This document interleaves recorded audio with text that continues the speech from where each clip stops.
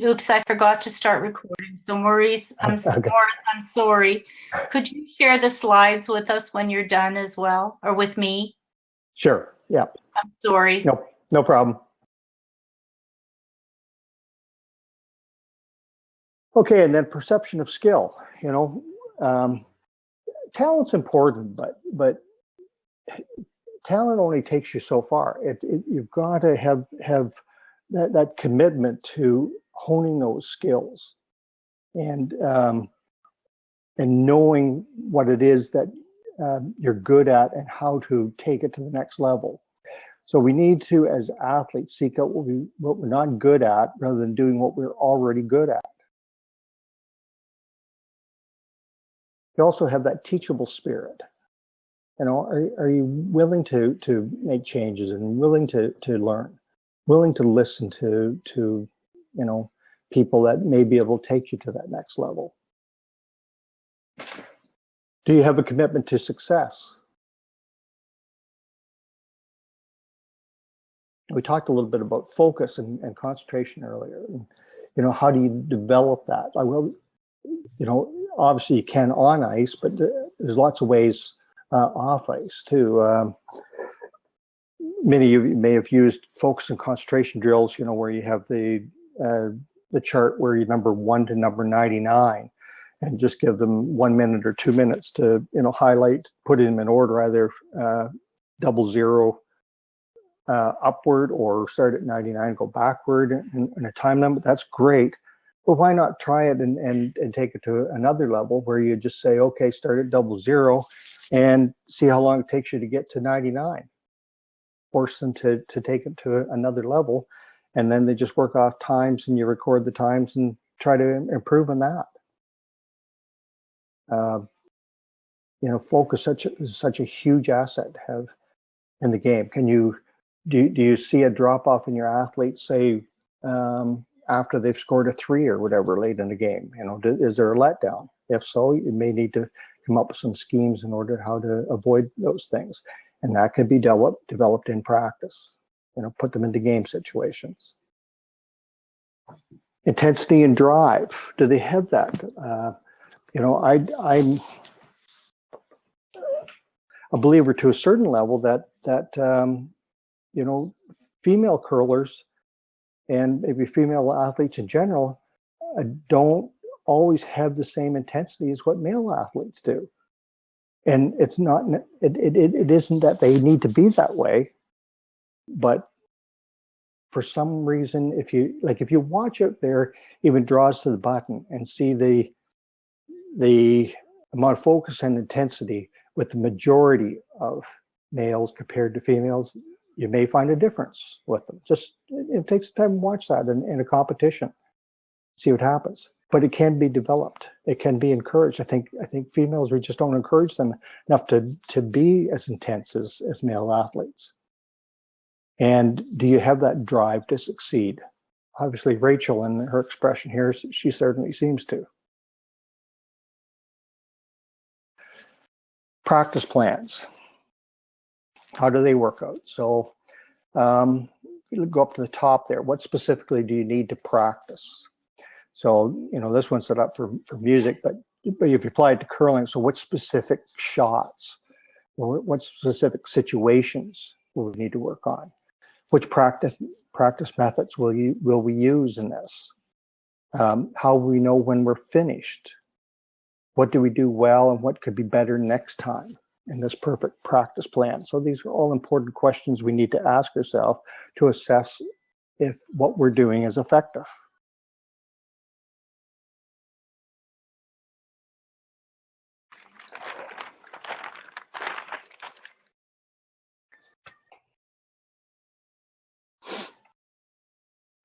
So guide to practice.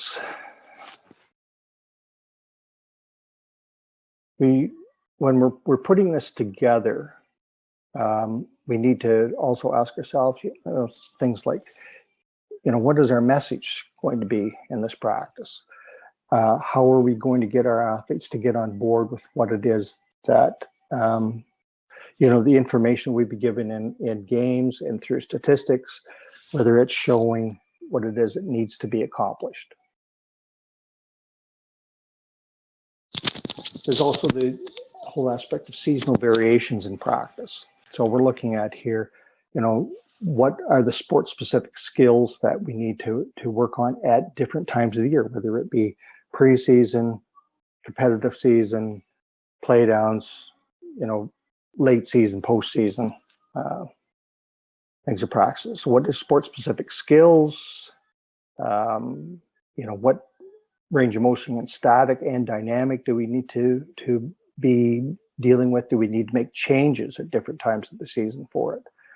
You know, agility, linear speed that takes place, the strength, and the work threshold that takes place in it. And then also the drive, dedication, and commitment that needs to take place at different times of the year.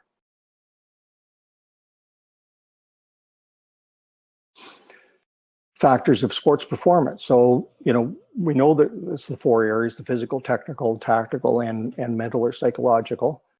And it may vary for us at different times of the year, as it does in each of these sports. You can see the slight difference with each. And occurring different times of the year. So we may look at, you know, early season, we'll be doing a lot of physical prep and a lot of technical prep. Later on in playdown season, maybe more work on mental and tactical in those areas. Different types of practices to need to be put in place. So things like block practice. So block practice would be one that be used in early season. And block practice is one where there's a lot of repetitive skills. And it's most effective when you have initial learning of skills. So if you're teaching a new skill and you want to repeat it over and over again, that would be a block practice activity. So we would spend a lot of time just on one thing before we move on to something else. Whereas random practice, we would be putting together a variety of skills, and we would use them better if we were doing skill development. So we want to work on a number of skills. So for instance, with sweeping, if we're working on sweeping, we want to work on speed stroke, we want to work on pressure, we might want to work on team communication in that area. So that would all be part of random practice. And of course, then we'd have working on draw, weight, and release and things like that at the same time. So there'd be a number of skills encompassed in that random practice activity or activities. We can see that with this graph, with block practice, we start at a certain area and then it just kind of levels off the learning. Whereas with random practice, it starts and it goes up gradually, and then there's a sharp increase with that. So you see most times if you're working with athletes or a little bit higher level, and definitely ones at the elite level, you'd be working more on random practice ones as opposed to blocked.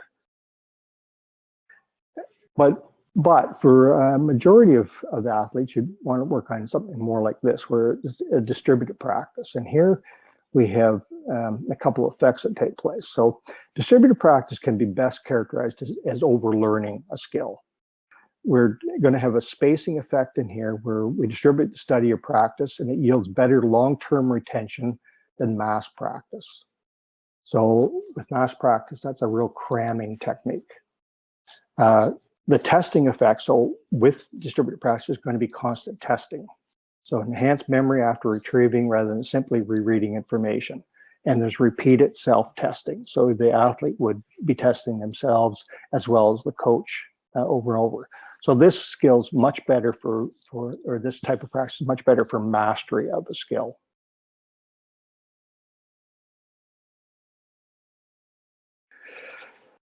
Motivation.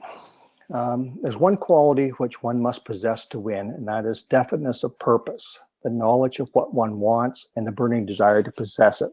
So motivation can be best characterized with those two key phrases, purpose and the desire. Okay, so coming up with what you want and then having that strong burning desire to accomplish it. Now, there's a couple of different types of motivation that come into play here. So probably the most important one of all is intrinsic, where you have that burning desire within you to want to succeed, to want to achieve excellence. Okay, and you see with the teacher's board here, you know, extrinsic, what's up there, and intrinsic, and then the smart-ass kid.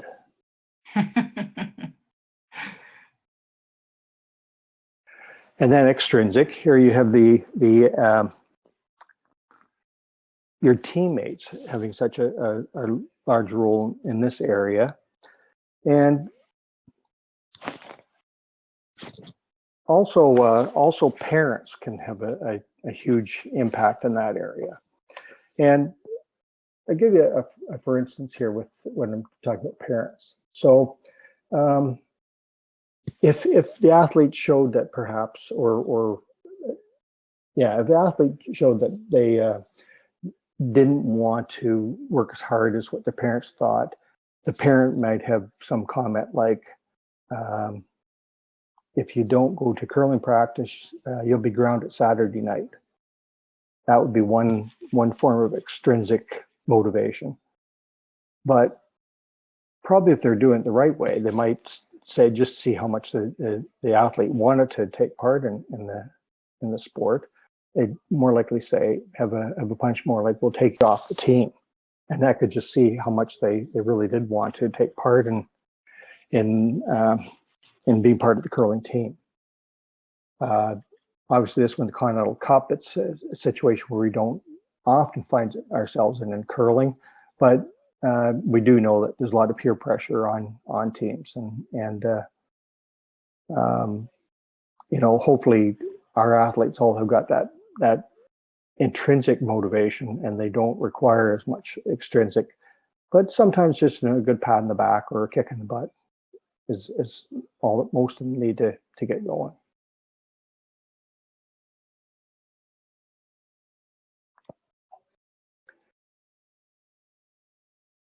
Oops, sorry.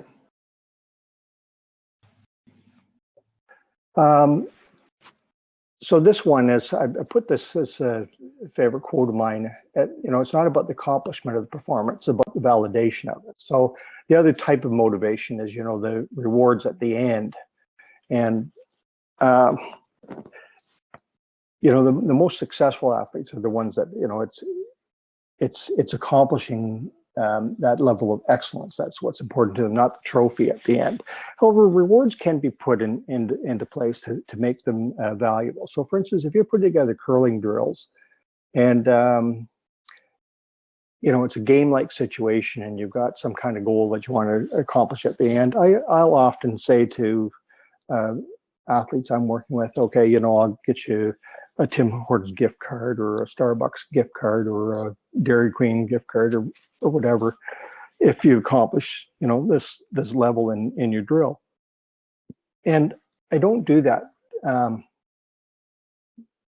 to validate their performance. I do it in order to put them at that extra level of pressure to make it more game-like.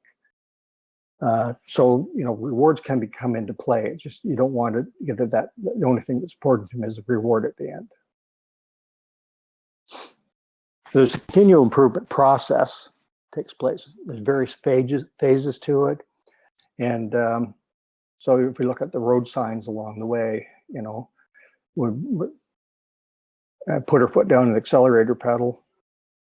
There's the self-praise, the well-defined goals, the commitment, the clear objectives, the right approach, don't quit, solid foundation, taking action. All those things are important. And that's all part of that road to success that we travel along. You know, it's the process is a journey, isn't it? It's not a destination. Different stages in acceptance of change, and that change is a very important part in this whole process. So 4 parts to it: recognition, to recognize the need for change, the choice to decide the change is beneficial and act to make it happen, putting together a plan so that you can think through that whole change process to develop that specific approach, And support, seeking the understanding and assistance of others to help implement the plan.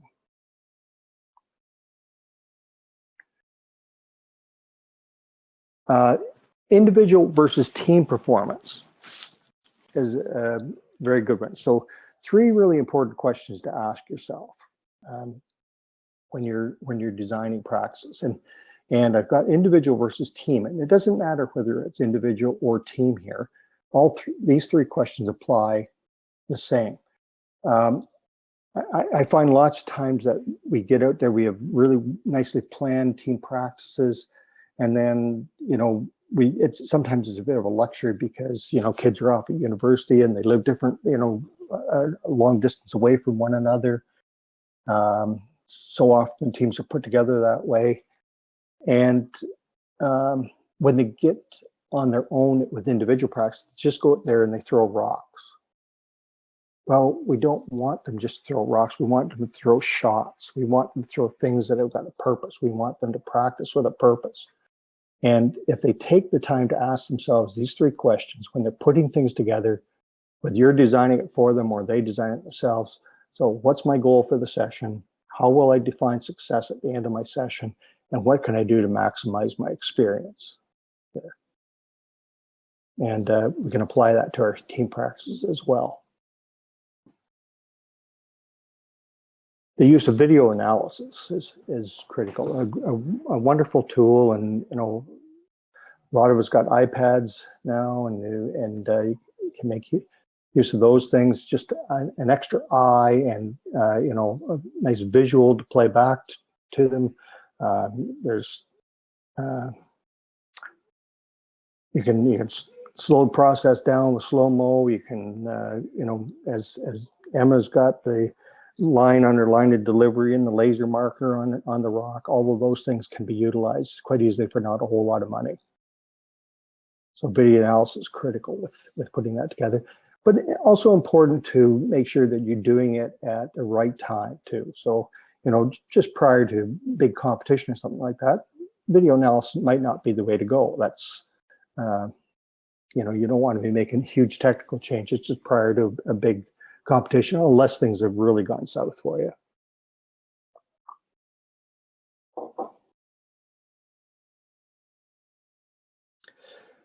Now I've got to just latter part of this presentation put in a few drills with purpose. So some of the drills I really like. Here's a great one for well, it's got when I put my drills together, I put them together like this. So the objective here is to score the maximum number of points in a predetermined time period. So we might play this for 10, 15, 20, 25 minutes, even a half an hour if they're in really good shape and you want to really work on the physical aspect of this. The process is this drill provides practice in teamwork, communication skills, weight judgment, and throwing while fatigued. This is a great conditioning drill. We know so often competition, they've just gone and swept their guts out end to end, and then they got to turn around and throw, and this drill gets them ready for that. So if you had a 4-person team or a 5-person team, you'd go in a rotation, just number them 1, 2, 3, 4, 5. You throw 1 rock at a time and rotate positions. So you might have 1 person resting, 1 throwing, 1 sweeping close to the rock, 1 sweeping further away from the rock, and then they would rotate positions through, and they would do that constantly through that, say, 20-minute time period. The scoring goes as follows. For the pin, it's 10 points, button, 8 points, 4-foot, 4, 8-foot, 2, and 12-foot, 1. So just as long as they're biting any of those areas, that counts. And put that together. And this would be one of the types of drills I put together where I might offer up a reward for them if they accomplish it. So, for instance, with a real top-notch junior team in 20 minutes, they should be able to get, usually I would take 125 points in a 20-minute time period. And they continue throwing until the 20 minutes is up. And I always like to have them gather together and set some kind of goal, target number prior to when the competition begins. If you've got more than 1 team practicing, you can have them compete against one another in that situation as well, another variation on it. This is a good one from the National Training Center in Edmonton. One called 2x4, and the object here is to place 8 rocks in the tee line. You want to put 2 in the 12 foot, 2 in the 8, 2 in the 4, and 2 in the button. Sweeping's allowed in all these drills. Tactical approach and line calls plus draw weight. Scoring 2 points if the stone comes to rest on the tee line. 1 point if the stone comes to rest within a stone's diameter of the tee line. 0 points otherwise. Okay, great one again for draw weight and sweeping and team communication. Line calling, a little strategy involved in it as well. And so you'd have each player throw 2 rocks in your team. You could decide which the skip can decide, or the team can decide together who wants to throw what shots. This one's Scotch doubles. Like most of you would be familiar with this one. I like to have a few variation on it. I really like to play this one where takeouts aren't allowed. You can have tap backs if you like, but no run backs on it. I would have the skip and second play together, lead and third play together. Sometimes I'd have variation on it where I would have them switch positions, so you've got the front end playing the back end, and that way you can use as kind of a drill with a little bit of empathy for the teammates, so they can kind of put themselves into their shoes. Anyway, be creative with it. Get the athletes to come up with their own variations on this game. Home base is a great one for developing draw weight, and it's such a critical part of today's game. So you see the dotted line going across the 8 foot, the front 8 and 12 foot areas and front 4 foot. That's the area designated as home base. So any rock comes to rest in there is worth 2 points. Anything behind the tee line is 0. And anything in the house in front of the home base line is 1 point in this area. So again, developing that nice feel of front house weight so that we're not overthrowing the rock. And again, good sweeping, good communication can develop it in this.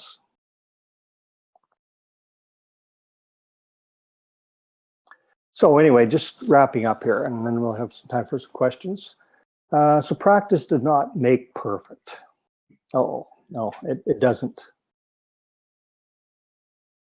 What we want to think about is, the attitude we need to have is, I want to get more comfortable being uncomfortable. I want to get more confident being uncertain. I don't want to shrink back just because something isn't easy. I want to push back and make more room in the area between I can't and I can. Steph Curry, I want to practice to the point where it's almost uncomfortable how fast you shoot, so that in the game, things kind of slow down. That's a really interesting one, and if you're going to apply that to curling. It's easy. Everyone wants to, sorry. Oops. Trying to move things around here so I can read this. Everyone wants to do what the great ones do, but very few are willing to do what they did to become great.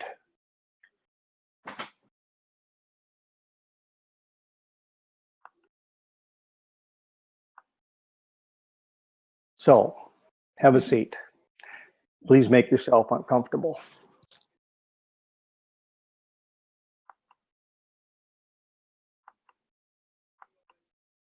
Okay, questions?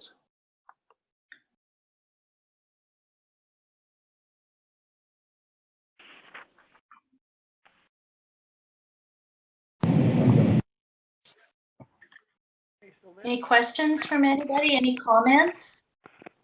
I'm wondering, I have a question. Dan, can I ask one question?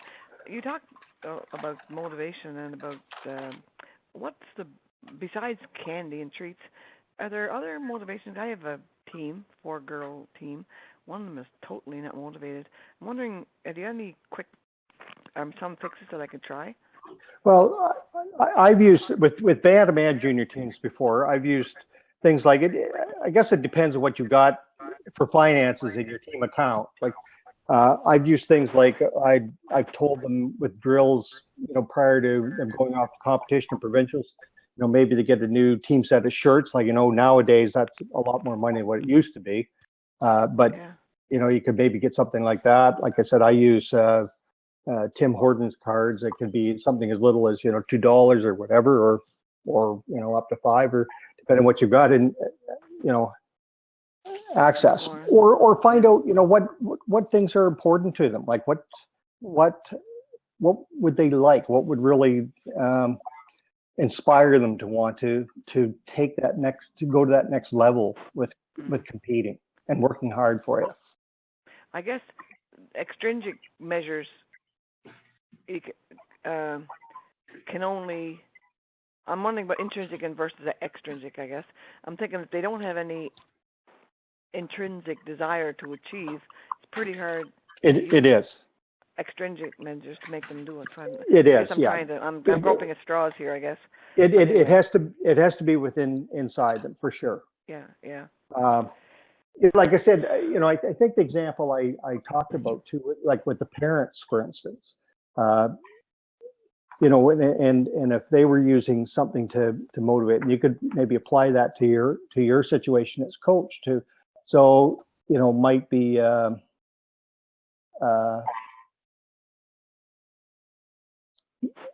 like a parent might, like, say somebody wanted to play piano, right?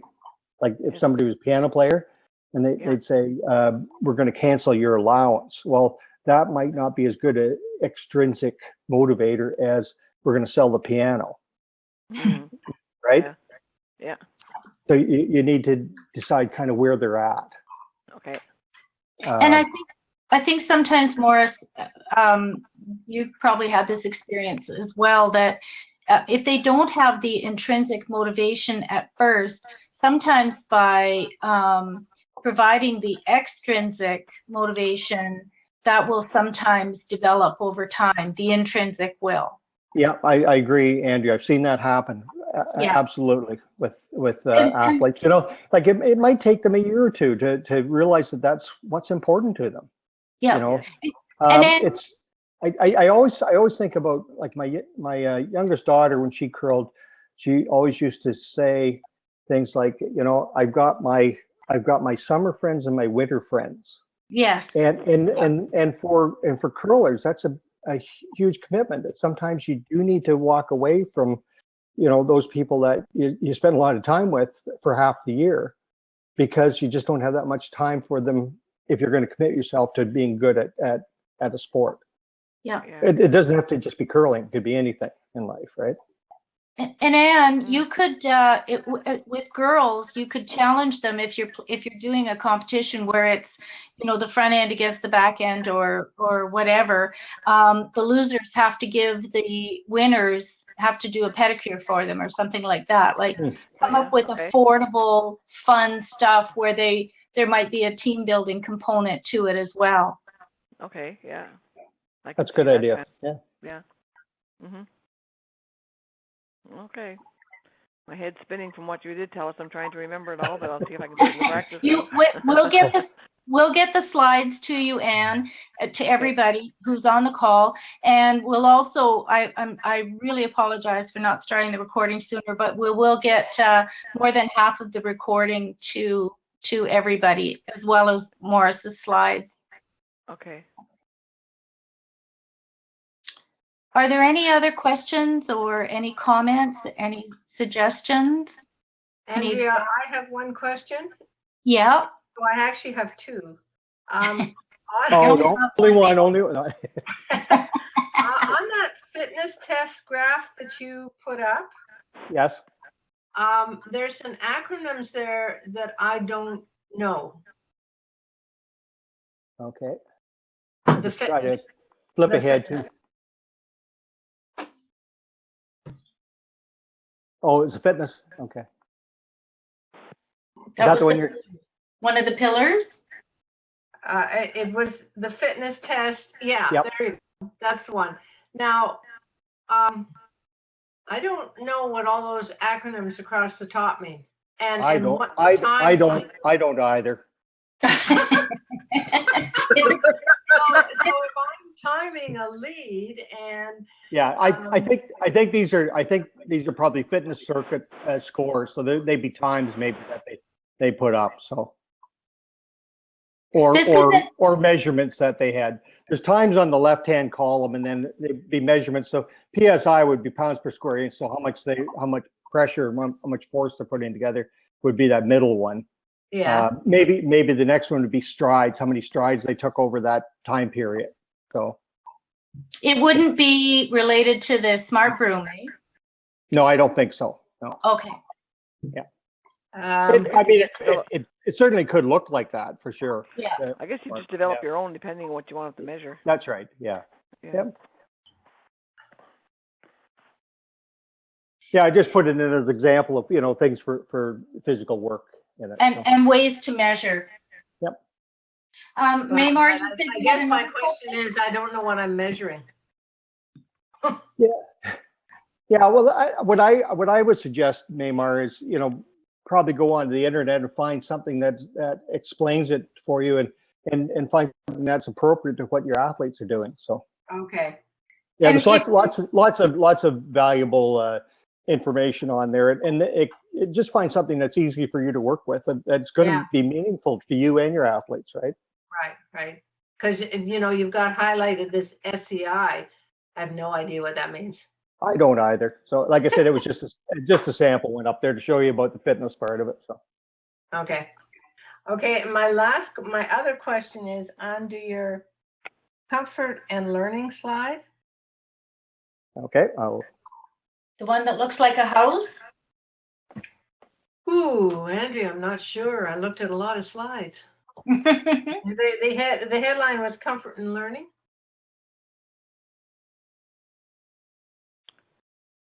Oh yeah. Okay. Got it. Yep. So it's the learning zone and the comfort zone. Yep. Thank you. What does abundance mean? So where are you here? Okay, that's a learning zone. At 8 o'clock. Yeah. So in that situation, I think what they would be talking about is that developing the learning zone that you want to have lots of that skill.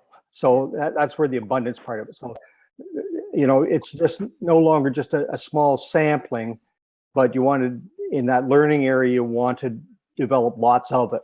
So that's where they would use abundance in that. Okay, it's probably a strange use of term, I think, as much as anything there. Like this other. It's probably a strange use of term to use that word there, but I think that's what they're referring to. So if I'm, for instance, having a drill that they have X number of draw shots, abundance would be that you would at least get 9 out of 10. Is that? That's right. That's right. Okay. Yeah. Yep. Okay. And the sweeping, if they can sweep end to end and recover and be going back at it a minute later. Right. At the same level. Correct. Yep. Is that abundance thing? Yep, for sure. Okay. All right. You were talking about the athletes playing a big role in planning their practice, right to the very, like to setting the numbers and where does that, like how much of that do you, like I have people who, if they were to plan their practice, they'd constantly be sliding and stacking cups. How would you? Yeah. Okay, like, so can you really be? I'm usually totally in charge of practice. Like we want to do the cups. No, sorry, not today. It's tomorrow. Like I'm really hard on. I mean, I try to make sure the plan practices as I plan it. Let them know what we're going to do, and I don't deviate. Should I? Yeah. My only advice to you there would be, I think it's important that you do plan the practice and that you have a physical written plan there for them. Yes. But my advice is this, that if you've got a group of athletes that are, let's see, how can I word this? That you feel you can trust that they're going to do what's best for them improving and achieving excellence, then I would give them as much opportunity to be creative and add things to the practice. So I guess what I'm trying to say is don't be afraid of being flexible, because sometimes when you go out there, the ice is heavy, or the ice is not in as good a condition, or somebody comes with specific needs that day that they want to work on. So just because you've got a concrete plan there doesn't mean that you have to adhere to it strictly if there are things that can make your practice even better by being a little bit flexible. Yeah. That's all I'm saying. And I think it's really good to encourage your athletes to become creative. Like I know I feel like my coaching philosophy is this, that the most important thing to me is make my athletes better thinkers. And if I can do that in a practice, I think I've accomplished a good deal. That would be a dream team. To make them, well, I don't think too much at all. I'm wondering how to get them to start even. Yeah. Well, I think it can become that though. It's yes. not going to. Yeah. Like, don't try to take out big chunks at one time. Just little bits at a time. A little bit, yeah. Right? As long as you can see some kind of little flake of or flame, I guess, of improvement or whatever. For sure, but I guess you're not doing them any harm in that way. In any case. That's right. Yeah. Yeah. But anyway, like I said, just my only advice is don't be afraid of being flexible. If there's something that can help to make the situation better for everybody, then it's a practice plan is important, but it can be counterproductive if you're so set in just accomplishing what's there. Sometimes you just need to open it up to some new ideas. Mm-hmm. Yeah. But the most important thing is having a plan. Yes. I do. I mean, yeah, I always have a plan. Not always all written down, but I have the drills and stuff that I take with me. But anyway, I have tons of drills now, so I'm done. Yeah. Well, but you will be sending this to us, right? Yep. I always think it's nice to have a written plan there, because then your athletes see that you've taken the time to put that effort into it, right? Yes. Okay.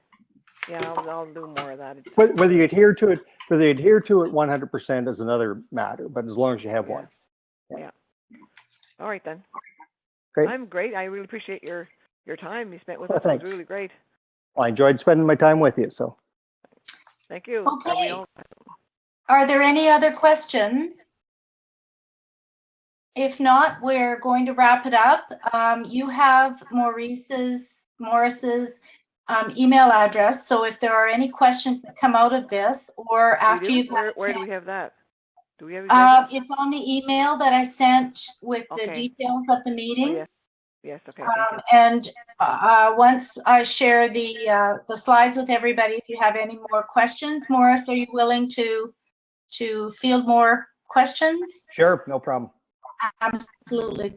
Well, thank you very much, everybody. The next webinar is on, I believe it's on Wednesday, December the 13th, with Earl Morris. I'm just going to have a look here. December the 13th. Earl Morris is going to be talking to us about coachability. So sign up soon if you can. All right? We'll be in tune then. All righty. Thank you very much. And thank you, Maurice. Everybody. Cheers. Okay, Thank bye. you. Bye. Bye-bye.